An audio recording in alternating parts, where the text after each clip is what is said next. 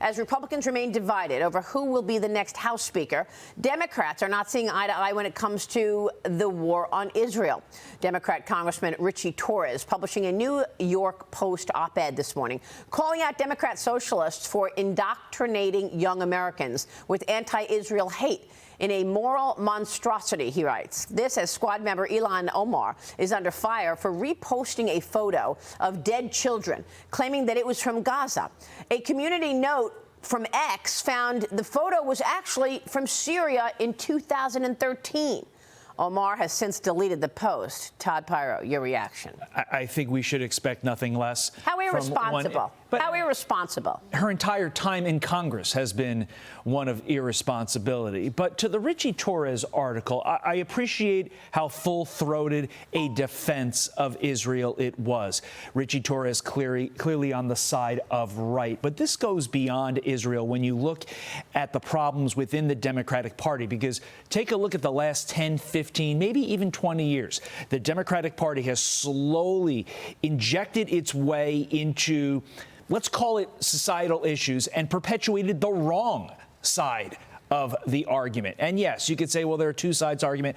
I'm talking about issues where there really is only one side. Yeah. Israel burning down our cities. It seems like we should all be rowing in one direction when it comes to issues like that. But the Democratic Party has shown no, we are not all rowing in one direction. And once it happens in the Democratic Party, that fissure gets into the bloodstream. You're saying two different things. Israel and then those people who burned down our cities, right? You said Israel burning down our cities. No, Israel and those people, correct. Okay. Those people. It's just part of an overall, part of an overall approach to why are Democrats not able to all row in the same direction on issues that we should all be on the same page. Exactly. Krysia, let me just say, I mean, at this point, the tone is set by what Todd's talking about from the Democrat leadership or from the White House, but it ripples through. It goes to universities. It goes to young people. It ripples through. It ripples through, and this is exactly why Ilhan Omar's post is so irresponsible, as you said, because it's actually inciting violence. This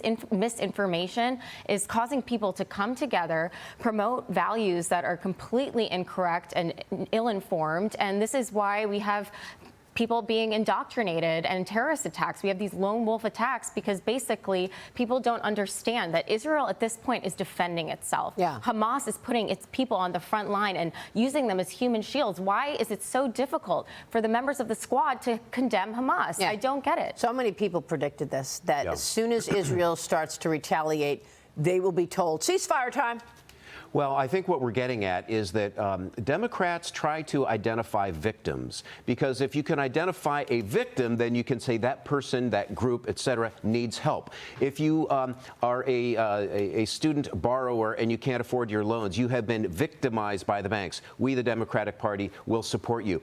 If you are a Palestinian living in the Gaza Strip and Israel has been forcing you to, quote, go through security checks for all of your life, you are a victim, and therefore we will support you. If you are a young inner-city black person living in Chicago and you feel hemmed in by the system because you don't have opportunity, we, the Democratic Party, will support you. It's about trying to identify victims and then justifying their ability to try to help those victims. I think that's part of the DNC strategy. You know what I want to identify? I want to identify the 30 families who have lost their loved ones. Right. 30 Americans are dead this morning because they were in Israel because of all of this. 13 others are missing. We have no idea. What are the Democrats saying about those 30 dead Americans? Again, silence. Silence. Yeah, That was silence. Yeah, and therein lies the problem and the rub. And when you try to identify victims and you try to take that as your defense, I think right away you start to lose your moral compass, your sense of true north. We don't know. And true north is if you're an American congressperson, your sense of true north is defending this country. Of course. Period. And we don't know how many hostages that are held. We understand that there's 199 hostages. We don't know how many of those are American. Correct. We don't. I mean, we have a guesstimate, but we really don't know. And that's why, again, far be it from me to send our brave men and women into Israel, into a battle zone. But there are special operations forces who are trained and successful at going in and getting hostages in situation. That's right. I think it's about time we get our boys and girls out. Now, this ready to deploy on the troops, these are specifically troops to help on health care. Is that right? Correct. Yeah. Healthcare and administrative tasks.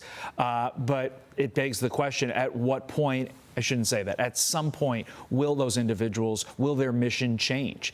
And in times of war, decisions are made and then decisions are reversed. And I think we do need to pay attention to that, because then America reaches a different stage in this conflict. NBC News reported that the troops would not necessarily go to Israel or Gaza, but would likely arrive in a nearby country.